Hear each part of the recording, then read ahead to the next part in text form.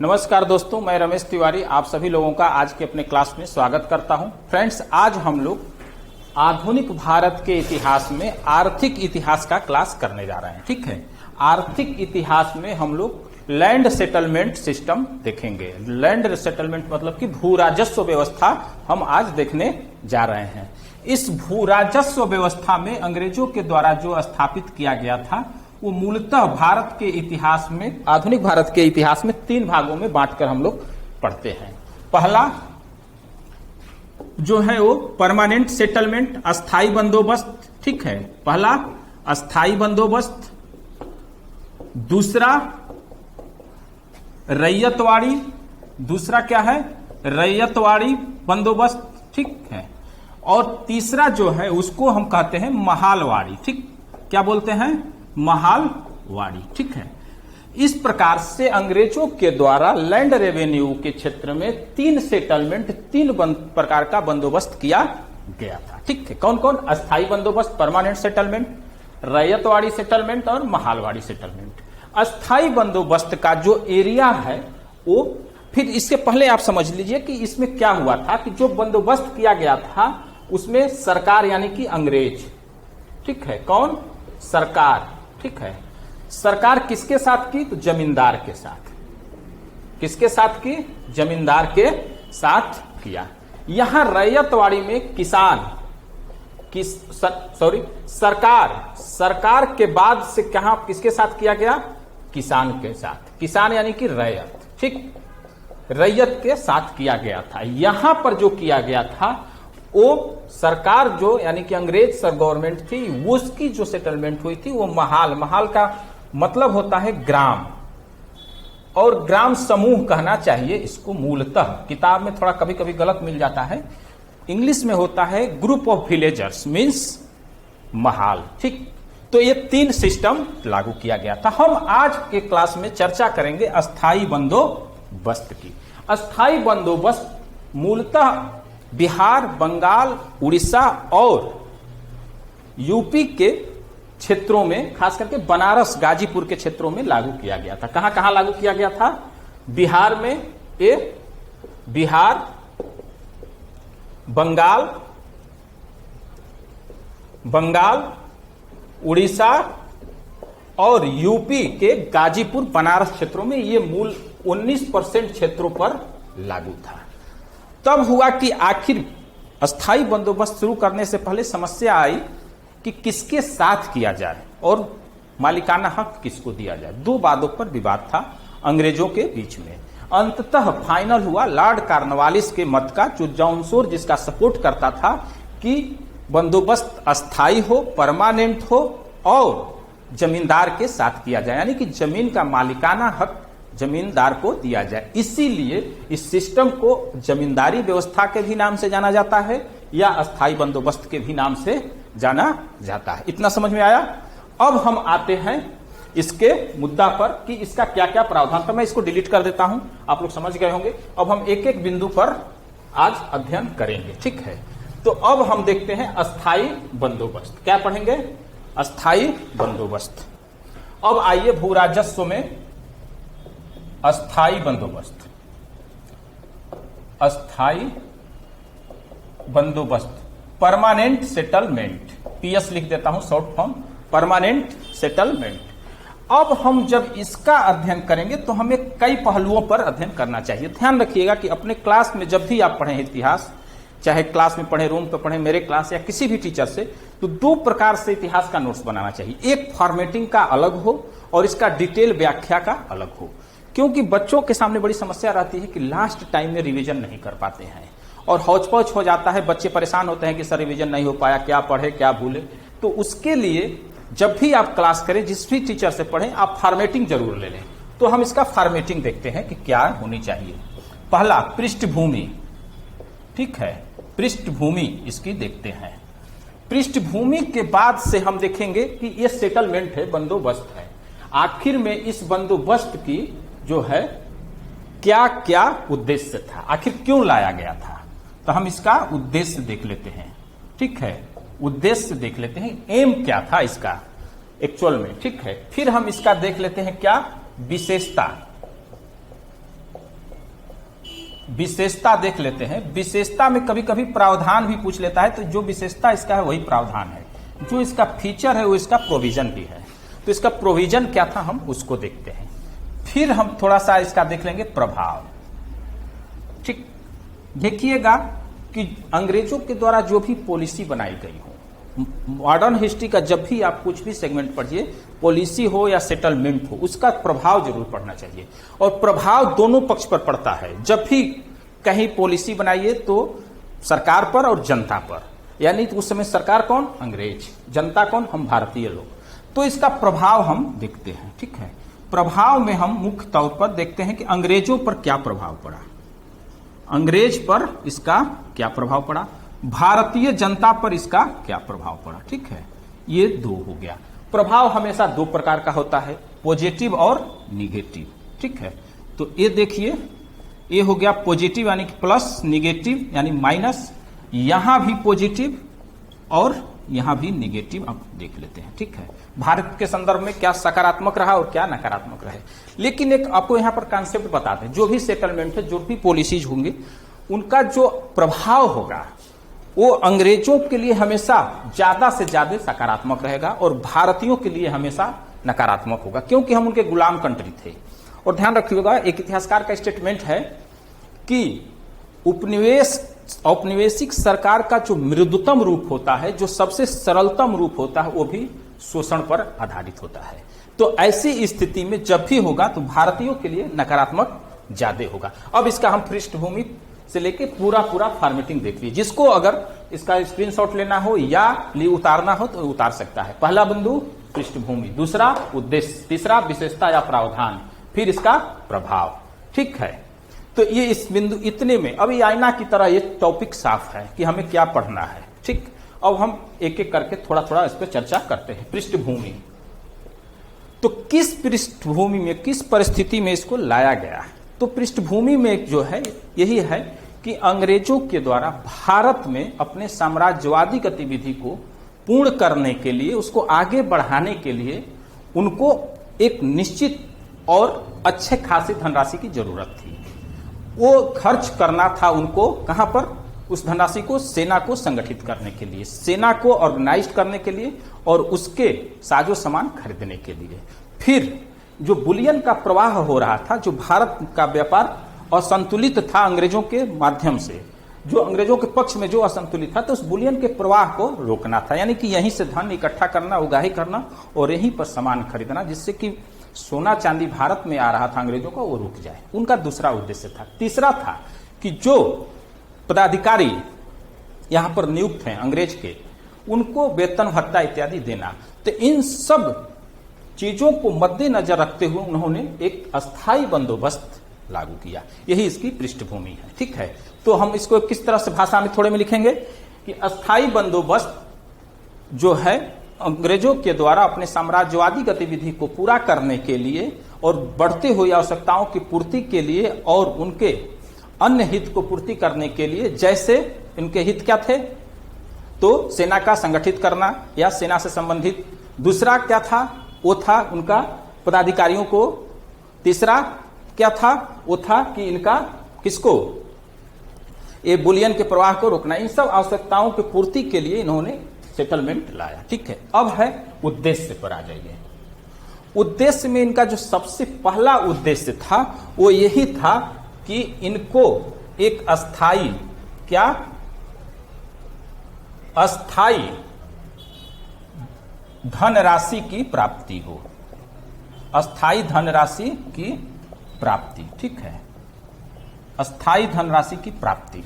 देखिए, अंग्रेज बहुत चालाक प्राणी थे और अंग्रेज क्या सबके लिए होता है कि जीवन में अस्थायित्व के लिए सब परेशान है। हम परेशान हैं, आप सब लोग परेशान हैं कि हमारे जीवन में अस्थायित्व आ जाए। और अस्थायित्व के लिए धन का एक निश्चित आय होना जरूरी है। तो वो धन का एक निश्चित आय यहां से प्राप्त होना शुरू हो गया। इसीलिए वो परमानेंट सेटलमेंट, अस्थायी बंदोबस्त लेकर आए थे। उससे क्या होता है कि जब धन आपके पास एक निश्चित बजट आने लगता है तो आपको क्या होता है कि आप एक अपना बजट बना लेंगे और मद, प्रायोरिटी के अनुसार अपने अपने मद का खर्च करना शुरू कर देते हैं। तो ये अंग्रेजों के लिए हुआ कि मान लीजिए 100 रुपया आ रहा है तो चलो 20 रुपया सेना पर, 25 रुपया वेतन पर, एक दूसरे कामों पर इतना, व्यापार पर इतना, तो इस तरह से उनको एक खाका बनाकर आगे बढ़ने का यहां से मामला सेट हो गया, इनका प्लान बन गया। ये था उनका अस्थायी बंदोबस्त की अस्थायी धनराशि की प्राप्ति। ठीक, दूसरा इनका जो महत्वपूर्ण था, अब इसको थोड़ा सा डिलीट कर देता हूं, इनका दूसरा जो था महत्वपूर्ण उद्देश्य कि ये प्रशासनिक कठिनाइयों से मुक्त रहना चाहते थे, प्रशासनिक कठिनाइयों से मुक्त रहना चाहते थे। ठीक है, प्रशासनिक कठिनाइयों से मुक्ति चाहते थे। अब एक कैसे, तो जब अंग्रेज परमानेंट सेटलमेंट किए तो अगर ये प्रत्यक्ष रूप से राजस्व को इकट्ठा करने लगते तो इनके पदाधिकारी इसमें इन्वॉल्व होते, उनकी नियुक्ति की जाती। तो इनकी जब नियुक्ति यहां पर की जाती तो एक्स्ट्रा इनके प्रशासनिक बर्डन बढ़ता। एक चीज, दूसरी चीज की अंग्रेज अभी अनुभवहीन थे भारत में, उनको पता नहीं था कि किस प्रकार से हमें वसूल करना है, किस तरह से कम्युनिकेशन करना है, जो प्रशासनिक झंझटें होती है उससे वो अनभिज्ञ थे, तो उससे भी वो मुक्त रहना चाहते थे। ठीक, तीसरी चीज कि जो पदाधिकारी यहां पर लगता अब वो फ्री हो गया।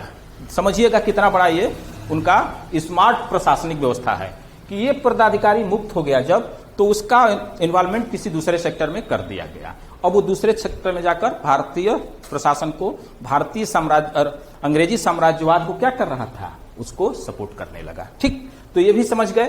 तीसरा बिंदु जो है वो ये था कि एक समर्थक वर्ग की इनको जरूरत थी, समर्थक वर्ग की, ठीक है, की जरूरत। असल में क्या था, जब ये अपना यहां पर साम्राज्य विस्तार कर रहे थे भारत में, तो इनको लग गया था कि हमें एक स्थानीय स्तर पर हमें एक सपोर्टर क्लास चाहिए, एक समर्थक वर्ग चाहिए। और ये समर्थक वर्ग जब उन्हें स्थानीय स्तर पर कोई विद्रोह या अन्य प्रकार की समस्याएं आएगी तो क्या होगा, ये उनको मदद करेगा, ये उनको मदद करेगा। तो इस चाहत से अंग्रेजों को इन लोगों ने मालिकाना, सॉरी अंग्रेज नहीं मतलब जमींदारों को ये मालिकाना हक दिए। कौन, अंग्रेज, कि ये हमारे आर्थिक हित से जुड़ा हुआ है। जब आर्थिक हित से जुड़ा है तो ये क्या करेगा, हमारे सपोर्ट में रहेगा। ठीक, चौथा इनका जो उद्देश्य था वो ये था कृषि का विकास, कृषि का विकास। ठीक है, कृषि का विकास करना, ये इनका चौथा महत्वपूर्ण उद्देश्य था। ठीक, चौथा जो महत्वपूर्ण उद्देश्य था कि ये सोच रहे थे कि जिस तरह से इंग्लैंड में बड़े बड़े लैंडलॉर्ड थे और वो क्या कर रहे थे कि कृषि में इन्वेस्ट कर रहे थे, तो कृषि का विकास हो रहा था। ये सोचे कि उसी तर्ज पर भारत में भी जमीन का मालिकाना हक दे दें, इनके पास पूंजी इकट्ठा होगी, सरप्लस होगी, तो ये कृषि में निवेश करेंगे और कृषि का विकास होगा और कृषि के विकास से हम भारत में औद्योगिक विकास का नींव डालेंगे। इनका ये इंटेंशन था, लेकिन हुआ ऐसा नहीं। कैसे, क्योंकि इनका जो अस्थायी बंदोबस्त था उसमें जो कर टैक्स डिवीजन जो किया गया है, कर विभाजन जो किया गया है, उसमें अधिकतम शोषण पर ये आधारित है। अंग्रेजों का अंतिम उद्देश्य था अधिकतम भू राजस्व की वसूली करना। 89% ये ले लेते थे, कितना, 89%, बचा क्या, 11%। इस 11% जमींदार लेगा, अपने पास क्या बचाएगा और क्या खाएगा और क्या अपने किसान रैयत को देगा। वो भी तब की स्थिति में जब भारत की प्रोडक्टिविटी बहुत लो थी, कोई कैश क्रॉप नहीं था, किसी प्रकार का आर्टिफिशियल फर्टिलाइजर का यूज नहीं होता था, यानी कि फर्टिलिटी रेट, उत्पादकता दर बहुत कम थी। तब ऐसी स्थिति 11% बचता था भारतीय। तो यहां पर ये भी नहीं हो पाया, लेकिन उनका उद्देश्य कि जमींदार के माध्यम से कृषि का विकास करना था। ये चार इनका महत्वपूर्ण उद्देश्य है। ठीक, क्या क्या, पृष्ठभूमि देख लिए, उद्देश्य देख रहा हूं। उद्देश्य में क्या, एक निश्चित अस्थायी धनराशि की प्राप्ति करना इनका पहला उद्देश्य था। इसका उपयोग अलग तरीका से, प्रशासनिक कठिनाइयों से मुक्ति चाहते थे, समर्थक वर्ग की जरूरत एवं कृषि का विकास, ये इनका उद्देश्य था। ठीक, क्लियर। अब हम आते हैं इसकी विशेषता या प्रावधान इस मुद्दा पर। ठीक है, अगर इसमें किसी को उतारना हो तो 1 सेकंड का मैं टाइम देता हूं या स्क्रीनशॉट इसको कर ले। अब हम नेक्स्ट बिंदु पर आते हैं, इसका प्रावधान पर। ठीक है, अब हम देखते हैं इसका प्रावधान। अब इसका प्रावधान कैसा था। ठीक है, तो इसके प्रावधान या विशेषता को हम देखते हैं। तो पहली बात कि आप नाम से जानते होंगे कि अस्थायी बंदोबस्त, भू राजस्व व्यवस्था का। ठीक, तो इसमें जो प्रावधान किया गया था वो पहला प्रावधान था कि जमीन का मालिकाना हक किसे दे दिया गया? जमीन का मालिकाना हक जो है जमींदार को दे दिया गया। जमींदार को दे दिया गया। किसको? जमींदार को। इस व्यवस्था के अंतर्गत जमीन का मालिकाना हक किसको दे दिया गया? जमींदार को दे दिया गया। इसका तात्पर्य क्या है? मालिकाना हक, मालिकाना हक का तात्पर्य है कि अब जमीन जो है जमींदार बेच सकता है, उसको गिरवी रख सकता है, चाहे जैसे उपयोग करे उपयोग कर सकता है। फर्स्ट चीज। दूसरा चीज कि उस जमीन का वंशानुगत तरीके से वो तब तक मालिक रहेगा जब तक वो भू राजस्व दे रहा है। उसके बाद उसका नेक्स्ट जनरेशन दे रही हो तो उसके पास रहेगा। ठीक है। अब यहां पर एक चीज आ गया कि किसान जो परंपरागत रूप से जमीन का मालिक होता था उसकी स्थिति बदल गई। अब वो यहां पर एक किराएदार की भूमिका में आ गया। वो केवल जमीन पर काम करने वाला एक श्रमिक हो गया, उसके अलावा कुछ भी नहीं। वो जमीन को न बेच सकता था न गिरवी रख सकता था। तो ये था जमीन का मालिकाना हक किसको? जमींदार को। पहला। दूसरा बिंदु इसमें यह है कि कर का बंटवारा, कर का बंटवारा, जो कर का बंटवारा था वो दो भागों में, अंग्रेजों के पास 89% और भारतीय के पास 11%। ये इंग्लिश के पास हो गया, ये इंडियन के पास हो गया। ठीक है, ये इंडियन के पास हो गया 11% और 89%। ये देख लीजिए, जब 11% ये लेंगे तो 89% अंग्रेज लेंगे तो 11% में क्या बचेगा? कुछ भी नहीं। और इसी में उनको अपने पास रखना था, कृषि के लिए निवेश करने के लिए रखना भी था और अपने रैयतों को भी खुश रखना था। इसी में उनको सब कुछ करना था। लेकिन इस डिवीजन में कहीं भी भारतीय फार्मर्स के क्या कंडीशन होंगे उसके विषय में कोई चर्चा इस प्रावधान में नहीं किया गया है। यानी कि उनको अपने हाल पर छोड़ दिया गया। कोई उनको डिफाइंड तरीका से कोई पावर नहीं दिया गया था कर में। ठीक, तो ये था इसका। तीसरा इसका महत्वपूर्ण बिंदु है विशेषता और प्रावधान में कि सूर्यास्त का नियम लाया गया। द लॉ ऑफ सनसेट, सूर्यास्त का नियम। ठीक, सनसेट लॉ, सूर्यास्त के नियम के तहत जो है एक प्रावधान किया गया कि इस महीना के इस तारीख को डेडलाइन घोषित कर दिया गया। उस तारीख के, उस दिन के सूर्य डूबने से पहले तक अगर आप क्या करते हैं, नहीं देते हैं अपना रेवेन्यू, तो आपका जमींदारी नीलाम कर दी जाएगी। ठीक, यही उसका सनसेट लॉ है। इस सूर्यास्त के नियम का इतना गहरा प्रभाव पड़ा कि बहुत से लोगों की जमींदारी चली गई। अब सोचिए, जिसकी जमींदारी चली जाएगी उसके ऊपर क्या होगा? जिसका खेत नीलाम हो जाए। अमूमन हम लोग गाड़ी खरीदते हैं तो अगर बैंक वाला किस्त न जमा करने की वजह से खिंचवा लेता है तो बड़ी शिकायत फील होता है। मोहल्ले में मुंह दिखाने लायक गांव में नहीं बचता है, ऐसा फील करता है भारतीय लोग। और जिसका जमीन ही चला जाए, इसका घर नीलाम हो जाए, उस पर क्या बीतती होगी? एक चीज तो उस जमींदार के साथ। दूसरा चीज कि जो नीलाम होता था, हो जाता था जमीन ये जमींदार का, तो दूसरा जमींदार उसको ले लेता था बोली लगा के। और वो जमींदार जो होता था साहूकार प्रवृत्ति का होता था। बड़े बड़े सेठ साहूकार और पैसा वाले लोग होते, जो इंडस्ट्रियलिस्ट लोग होते थे। उसके बदले में क्या हुआ कि एक अलग जमींदार वर्ग यहां पर आ गया जिसको हम एक अनुपस्थित जमींदार कहते हैं। और जो अनुपस्थित जमींदार आया वो और शोषण पे आधारित होकर क्या किया? किसानों का शोषण करने शुरू कर दिया। तो ये तीसरा सनसेट लॉ था। ठीक है, कर का बंटवारा हो गया दूसरा। तीसरा सूर्यास्त का नियम। चौथा जो है इसमें कह सकते हैं हम कि किसानों की भूमिका, किसानों की हक नगण्य हो गई। इसमें किसानों का हक क्या हो गया? नगण्य हो गया। ठीक, तो ये था क्योंकि किसान अब यहां पर केवल और केवल जमींदार के रहमो करम पर स्थापित हो गया था। ठीक है, तो ये है 4 इसके महत्वपूर्ण विशेषता या प्रावधान। जो भी लिखकर क्वेश्चन कभी कभी प्रावधान टर्म यूज कर देता है तो ये यही है, इसकी विशेषता कर देता है तो ये यही है आर्थिक इतिहास के अस्थायी बंदोबस्त का। ठीक है, ये दो मुद्दा हो गए। अब हम इसका देखते हैं क्या प्रभाव। तो जहां तक प्रभाव का सवाल है तो आपको मैं सब कुछ आईना की तरह रख दिया हूं कि मैक्सिमम इन लोगों का क्या था उद्देश्य, भू राजस्व की इकट्ठा करना। ऊपरी स्तर पर चाहे सैद्धांतिक रूप से जो भी अंग्रेज कहे, लेकिन इसको गहरे अध्ययन पे आप जब उतरिएगा तो आप यही देखिएगा कि एनी हाउ एन केन प्रकारेण हमें क्या चाहिए, उनको भू राजस्व चाहिए। ठीक, तो ये हो गया इनका विशेषता। अब हम इसके प्रभाव को देखते हैं। तो प्रभाव में जब भारतीय के हिसाब से देखेंगे और अंग्रेज के हिसाब से देखेंगे। अभी तक के इस क्लास में हम लोग इतना ही बिंदु पर बात करते हैं। नेक्स्ट क्लास में हम प्रभाव पर बात करेंगे। ठीक है, तब तक के लिए मैं आपसे यही कहूंगा कि जब भी क्लास करें, आप किसी भी टीचर से पढ़ें तो आप फॉर्मेटिंग एक जरूर अपना बनाएं उस क्लास को, और उसके बाद उसके व्याख्या सहित करें। ठीक है, तब जो है आपको रिवीजन करने में और आगे परीक्षा के समय में आपको ये आराम, आपको ये फायदा देगा। ठीक है, ओके, थैंक यू।